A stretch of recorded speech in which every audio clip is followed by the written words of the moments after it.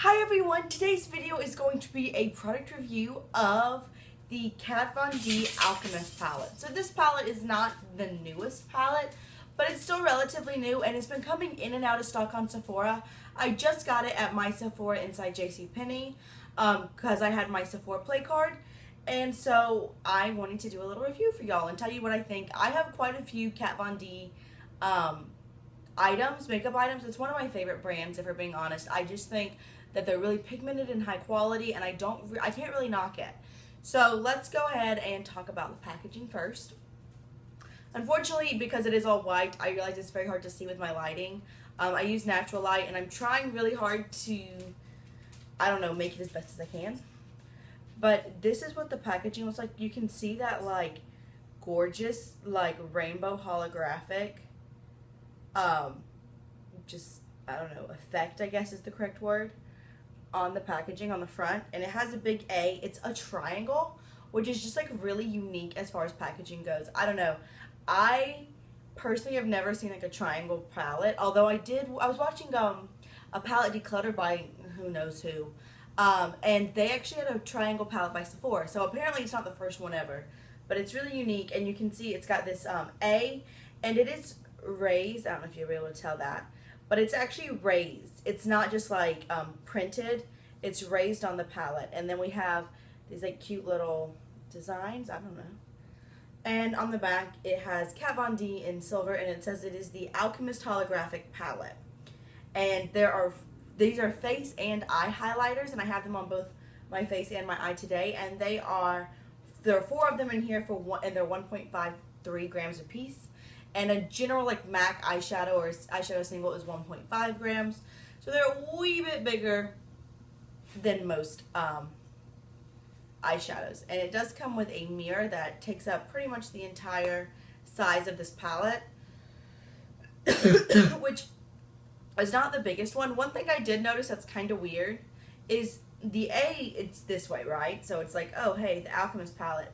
But then you open it and it goes this way, if that makes sense. Like it turns, which, I mean, isn't really the biggest deal, but I don't know. I just thought it was kind of weird. Also, it's really thin. Like, it's not the thinnest palette I've ever seen, but let's compare it to something, let's say like the Lorac Pro palettes, which are known to be super thin. It is ever so slightly thicker. But it's pretty thin, so you can't really, I don't feel like they wasted packaging. I feel like she did a really good job of making it unique, but it's not wasted. And it's got 4 items in here, so like if you compare it to the size of a MAC quad, it's really not that much bigger, if you see what I'm saying. So I don't feel like I love Kat Von D's packaging, but I know like one of the main complaints about, let's say, the Mi Vida Loca palette is that she wasted a lot of space with packaging, and it's just this huge palette. I don't feel like that's the case for the Alchemist palette. And then you open it up and you can see we have 4 highlighters. And these are all, she calls them holographic. If you want to be really particular, I'd call them more of a duochrome.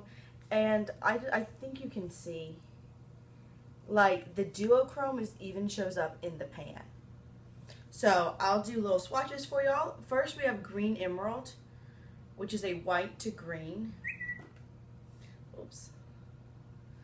And if you see on a swatch, I mean, it's very green. And it's super metallic. You can see that metallic flash that it gets with. And that's really pretty and unique. I do have something really similar to that in another Kat Von D eyeshadow palette that I just wanted to mention really quick. And it is the shade Dayglo from the Kat Von D Esperanza palette. So if you have that and you were really intrigued by a green highlight, it's right there. And then I'll also just go ahead and skip down to the bottom right here, and we have the shade Pink Opal. And this is like a fiery shade. It's really cool. It's got like some pink and orange in it. It's not just like the standard pinky shift.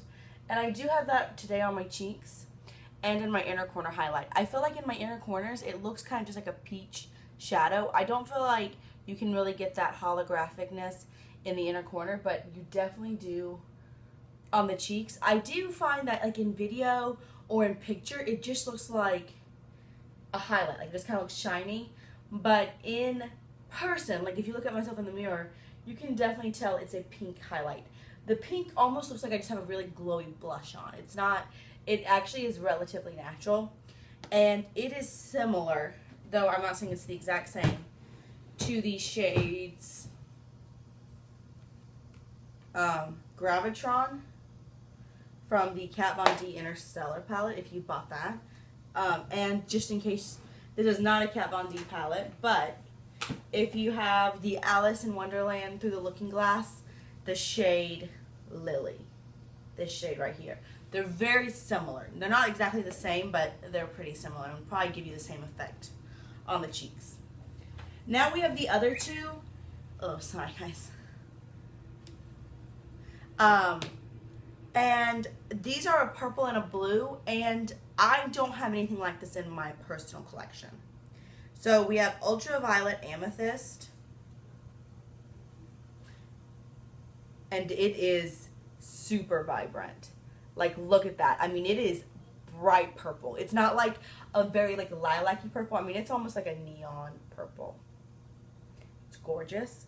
And then the last one is the one I actually wore yesterday. John and I went and saw Spider-Man Homecoming. I love superhero movies. I have a whole superhero project pan. And we went and saw Spider-Man. And so I wore a blue highlight in honor of that because I felt like, duh, why would you not? And this is another just super icy blue highlight. I have heard that there is a dupe for this in the Urban Decay Vice 3 palette. I don't own that one. I own the Vice 4, so I don't know about that. But you can see these are all insanely metallic and beautiful. I think that they are really unique. I know I say that. The pink opal and the green emerald I do have dupes of. But the other two I don't. And I have a rather extensive makeup collection if we're just being honest. I think that it's really cool that she decided to come out with this. It is $32 for 4 shadows. That's $8 a shadow. So I can definitely see that that's kind of expensive. Especially if you consider like her Pastel Goth palette, which I believe was the last palette she came out with previous to this one, was $38 and it had 8 1.7 gram shadows. So $6 more, you're getting double the colors and more product in each one. So I know that that was a big kind of complaint that people had about this palette. I think that it's very unique if you want to use it as a face highlight. For an eyeshadow, the inner corner, like I said, I mean, you can see it, it's right there. The pink opal. I don't think it looks great as an inner corner highlight. I like a very stark, vibrant inner corner highlight, so that's just my opinion. But this doesn't really do it for me. However, if you put like a black base and put one of these all the way down, it's gorgeous. I love that look. So it just depends on what you're gonna use it for. If you just have like a nude base, or like I've been using a nude eyeliner recently, or maybe you have Painterly Paint Pot, or any kind of nude base, and then you put this over it, it's just not gonna pop. I really recommend using it over a black base or as a face highlight, really. I think as an inner corner, it just doesn't do anything. So I'm really happy I own this, and I love it, but I think that this has a very specific market. If you are a very natural makeup person and you're like, you know, I don't see myself wearing blue eyeshadow, or sure as heck not gonna wear a blue highlight, because like I said, in person, it's a straight up blue highlight. This is a pink highlight in person. The pink one is the most wearable in my opinion of the of the 4, but it's still pink and it's still blue. I mean, I had a blue streak on my face. Now it does blend super nicely into the skin. It's not like, oh, I just have this stripe that looks like I just, like, I don't know, put like some face paint or glitter on. It's not like that. They blend beautifully, but they're very stark. I also want to mention that I noticed a slight bit more of a powdery feel or texture to these shadows compared to any of her other shadows I have. Now I have 1, 2, 3, 4. I believe that's true. I have 4 Kat Von D eyeshadow palettes, and this is the powderiest, just kind of a word maybe, of all of them. So I did want to mention that as well. Not super bad, and because of the way you use it, I don't think it's the problem. I think it might be because she was trying to make it a softer powder for a highlight, but that's my overall thoughts. I like it, and I think that if you like to experiment with makeup and do a lot of color, you'll like it. If you are a neutral person, if you are someone who maybe works in an office that you can't really experiment with makeup, or if that's just not your thing. If you're like, I love makeup, but I want, you know, like a natural highlight and just natural makeup that can be beautiful in and of itself, you're not going to want this, if that makes sense. So that's my overall thoughts. I'm really happy with it, and I do recommend it if it's your style. If y'all know of a dupe for either of these, like I said, I don't know of an existing dupe for Pink Opal or Green Emerald. Like, if you don't own either of these, like, go buy this instead. Those are just what I already own in my collection that are similar. I also wanted to mention that a lot of indie brands are doing this kind of duochrome highlight thing now. So you might be able to find something else from there if you're not interested in all 5 of these. If you're like, I just want one of those shades. I don't need all 4. Excuse me. Yeah.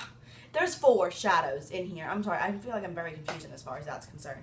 If you're like, I'm not going to use all 4 of those, I just want one, maybe that's the way to go as well. I don't own anything that I feel like is a dupe, but I'm sure it's out there. So with that, that's all I have for you. Thank you so much for watching. If you want to see me review something else, please go ahead and request it down below, or any kind of video that you'd want to see. I love making videos that y'all want to see, and I love talking to you, so leave any sort of comment. It doesn't have to be a request. And with that, I'll see y'all real soon. Bye.